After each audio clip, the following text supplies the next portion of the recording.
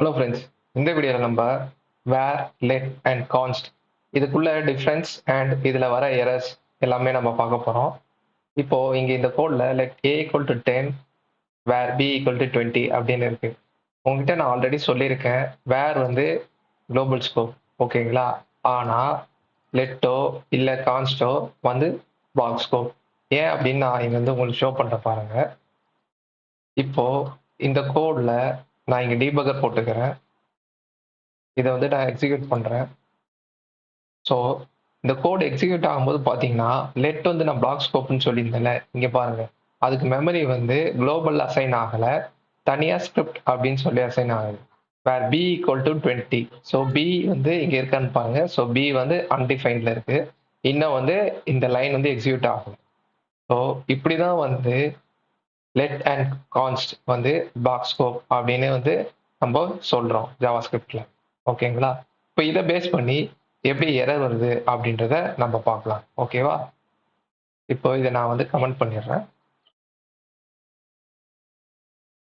இப்போ இங்க console.log a where a equal to 10 அப்படின்னு இருக்கு. ஸோ நம்ம ஏவை வந்து எர்லியராகவே ஆக்சஸ் பண்ண ட்ரை பண்றோம். அப்போ இங்க நமக்கு என்ன அவுட்புட் வரும்? நீங்க வந்து இங்க அன்டிஃபைன்ட் வரும்னு சொன்னா உங்களோட ஆன்சர் கரெக்ட். பார்க்கலாமா? நான் சேவ் பண்றேன்.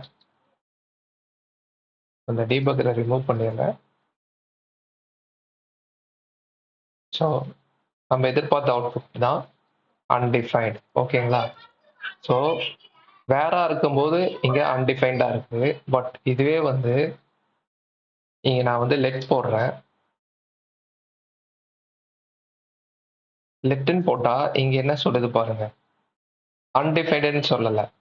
cannot access a before initialization அப்படின்னு வந்து ரெஃபரன்ஸ் எரர் வந்து சொல்லுது. வேரா இருக்கும்போது நமக்கு வந்து அன்டிஃபைன்டா இருந்துச்சு.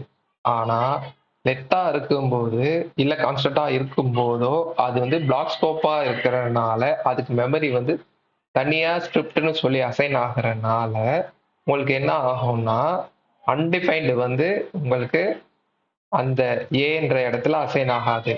உங்களுக்கு என்ன எரர் த்ரோ பண்ணணும்னா டைரக்டாவே வந்து இதை வந்து நீங்க இனிஷியலைசேஷன் பண்றதுக்கு முன்னாடியே ஆக்சஸ் பண்றீங்க.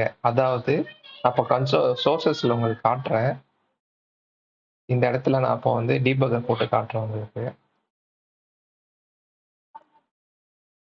என்னன்னா உங்களுக்கு வந்து ஏன்ற வந்து ஒரு வேரியபிள் வந்து மெமரியில வந்து கிரியேட் ஆயிடும். அதுக்கு வேல்யூ வராம இருக்கும். பட் ஆனா இன்னும் கோட் எக்ஸிக்யூட் ஆகல.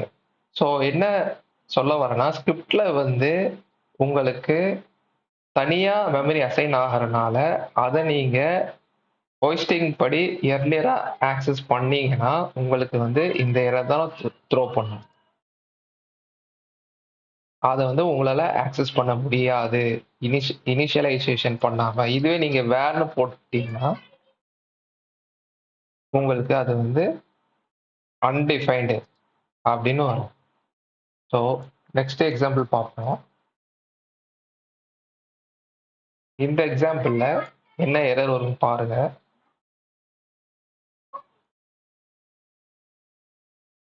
ஸோ அதே தான் லெட் அண்ட் கான்ஸ் ரெண்டுத்துக்குமே நீங்க எர்லியரா ஆக்சஸ் பண்ண ட்ரை பண்ணும்போது அது வந்து உங்களுக்கு cannot access before initialization error தான், ரெஃபரன்ஸ் எரர் தான் வரும். ஓகேங்களா? ஸோ இப்போ எதுவுமே இல்லை, ஜஸ்ட் console.log a மட்டும்தான் இருக்கு அப்படின்னா உங்களுக்கு என்ன எரர் வருதுன்னு பாருங்க. ஆக்சுவலா இது குளோபல் ஸ்கோப்ல இந்த ஏவை தேடும். தேடிச்சுன்னா ஏ இருக்காது. ஸோ என்ன எரர் வரும் உங்களுக்கு தெரியும். Not defined. ஓகேங்களா? ஸோ இப்போ வெறும் கான்ஸ்ட் பின்னு டிக்ளேர் பண்றோம். கான்ஸ்ட்டை பொறுத்த வரைக்கும் உங்களுக்கு வேற ஒரு எரர் வரும். என்ன எரர்னா மிஸ்ஸிங் இனிஷியலைசர் சின்டாக்ஸ் எரர். ஏன்னா எப்பவுமே கான்ஸ்ட்டை வந்து நீங்க ஒரு வேரியபிள் கொடுக்குறீங்க, கான்ஸ்ட் பி ஈக்குவல் டு 10ன்னு வந்து நீங்க கொடுத்துடணும். வேல்யூ வந்து அதை எதிர்பார்க்கும். ஓகேங்களா? இப்போ எரர் போயிடுச்சா? நீங்க வேல்யூ தராம இப்போ நீங்க வந்து ரன் பண்ண ட்ரை பண்ணா மிஸ்ஸிங் இனிஷியலைசர். ஸோ அது வந்து நீங்க சைடில் ஈக்குவல் டு ஏதோ ஒரு வேல்யூ வந்து கொடுக்கணும். ஓகேங்களா? இன்னொன்று என்னன்னா உங்களுக்கு வந்து இந்த மாதிரி லெட்னு ஒரு வேரியபிள நீங்க b = 0ன்னு குடுத்துட்டு, திரும்ப அத வந்து நீங்க மாத்த ட்ரை பண்றீங்க அப்படின்னா, இந்த சென்ஸ் லெட்ன்னு போட்டு நீங்க குடுக்குறீங்கன்னா, அது வந்து ஆல்ரெடி டிக்ளேர்ட் அப்படின்னு சொல்லி உங்களுக்கு காட்டுது. ஓகேங்களா? இந்த மாதிரி உங்களால பண்ண முடியும். b = 0ன்னு அசைன் பண்ணிட்டு, அந்த b வந்து 10ன்னு நீங்க மாத்திக்கலாம். ஓகேங்களா? பட் ஆனா, திரும்பவும் லெட் b = 10ன்னு நீங்க அசைன் பண்ணீங்கன்னா, அது வந்து ஆல்ரெடி டிக்ளேர் ஆயிருக்கு. Syntax error. ஓகேங்களா?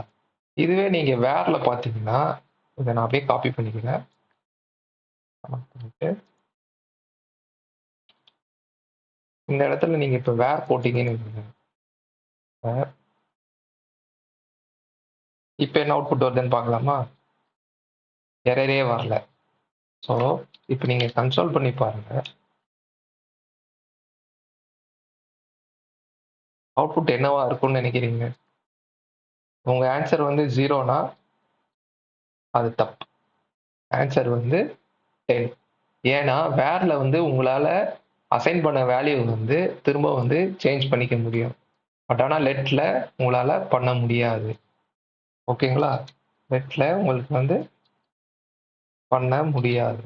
உங்களுக்கு எரர் வரும். ஸ்டாப் ஆயிடும். பாருங்க உங்களுக்கு இந்த லைனே வந்து மீட் ஆகாது. ஸோ, இதுதான் வந்து லெட் கான்ஸ்ட் வந்து பிளாக் ஸ்கோப்ன்னு சொல்றாங்க. ஸோ, இதுல வரக்கூடிய எரர்ஸ் எல்லாம் பார்த்தோம்.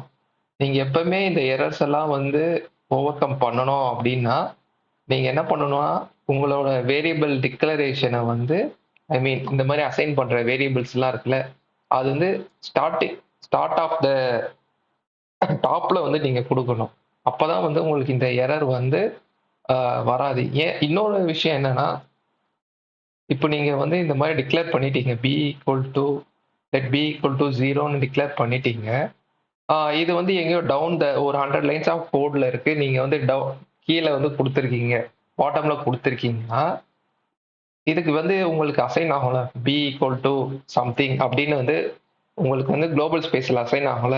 ஸோ, கோட் எக்ஸிக்யூட் ஆறது என்னமோ மெமரி ஃபேஸ்லாம் அலோகேட் ஆகி முடிஞ்சதுக்கு அப்புறம் தான் எக்ஸிக்யூட் ஆகப் போகுது. ஸோ, b = அன்டிஃபைன்டுன்னே இருக்கும். நீங்க ஒரு 80வது லைன்ல வந்து b = சம் வேல்யூ அசைன் பண்ணியிருந்தீங்கன்னா, அப்போ என்ன நடக்கும்னு பார்த்தீங்கன்னா, அந்த கோட் எப்போ 80வது லைனுக்கு வருதோ, அப்பதான் வந்து b = 0ன்னே வந்து உங்களுக்கு அந்த வேல்யூவே வந்து அந்த வேரியபிள்க்கு அசைன் ஆகும். ஸோ, அதுவரைக்கும் எப்படி இருக்கும்னா, அது வந்து ஒரு டெட் ஜோன்ல இருக்கும். Temporal dead zone. இது வந்து ஒரு இன்டர்வியூ கொஸ்டின். ஸோ, அத வந்து அந்த b = சம்திங்ன்றத வந்து நம்மளால ஆக்சஸே பண்ணவே முடியாது. ஓகேங்களா? இது வந்து டெம்போரல் டெட் ஜோன் அப்படின்ற கான்செப்ட். எப்போ வந்து அந்த செகண்ட் ஃபேஸ் கோட் எக்ஸிகியூஷன் ஃபேஸ்ல அந்த 80வது லைன்ல வந்து b = சம் வேல்யூ அசை எக்ஸிக்யூட் ஆகுதோ, அப்பதான் b வந்து அன்டிஃபைன்டு போயிட்டு அங்க வேல்யூ வந்து அது 0வோ சம்திங் ஏதோ அசைன் ஆகும். அப்பதான் வந்து அந்த டெம்போரல் டெட் ஜோன் வந்து எண்ட் ஆகும். ஓகேங்களா? இதுக்கு தான் நீங்க அந்த மாரி 80வது லைன்ல, 90வது லைன்லலாம் வேரியபிள வந்து போய் குடுக்குறதுக்கு பதில் வேரியபிள் வேல்யூ அசைன் பண்றதுக்கு பதில் நீங்க அத தூக்கி மேல டாப் ஆஃப் த ஃபைல்ல வந்து நீங்க குடுக்கணும். குடுத்தீங்கன்னா, உங்களுக்கு இந்த எரர்லாம் வந்து நீங்க ஓவர் கம் பண்ணி வரலாம். அதே மாரி நீங்க வந்து கான்ஸ்ட் எப்பவுமே யூஸ் பண்ண ட்ரை பண்ணுங்க. ஏன்னா வேல்யூஸ் வந்து உங்களுக்கு வந்து சேஞ்ச் ஆகாது அப்படின்னும்போது, நீங்க ஃப்ரீக்வென்ட்டா கான்ஸ்டன்ட்ட யூஸ் பண்ணலாம். 2வது லெட்ட யூஸ் பண்ணுங்க. வேர யூஸ் பண்றத வந்து நீங்க வந்து தவிர்க்கிறது நல்லது. ஏன்னா, அதுல வந்து நெறைய எரர்ஸ் வரும். அன்எக்ஸ்பெக்டட் பிஹேவியர்ஸ்லாம் வந்து வரதுக்கு நெறைய சான்சஸ் இருக்கு. ஸோ, இன்னைக்கான வீடியோ உங்களுக்கு கொஞ்சம் யூஸ்ஃபுல்லா இருக்கும்னு நெனைக்கிறேன். இத நீங்க பிராக்டிஸ் பண்ணி பாருங்க. ஓகேங்களா? தேங்க்ஸ் ஃபார் வாட்சிங்.